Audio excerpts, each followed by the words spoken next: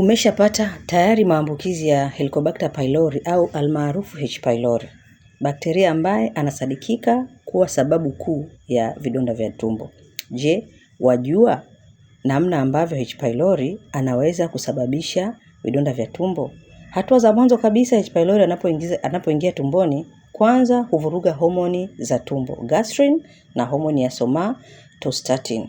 Hapa huongeza uzalishaji wa asidi. Lakini pia huyu H. pylori hupelekea uharibifu wa seli za kinga ya tumbo, almaarufu kama D cells.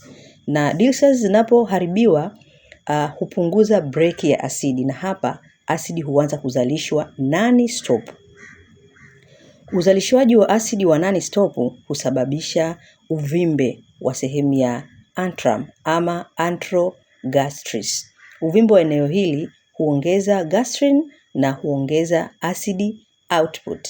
Na kisha hii H. pylori hupelekea uzalishwaji zaidi wa enzymes kama urease.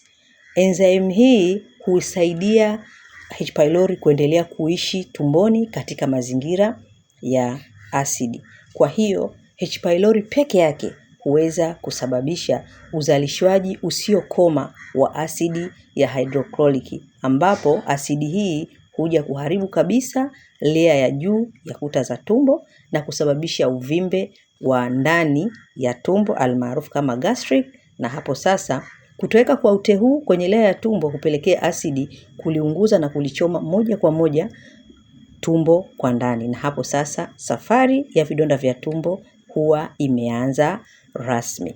Je, unataka kujua ni kwa namna gani unaweza kuepuka maambukizi ya H. pylori?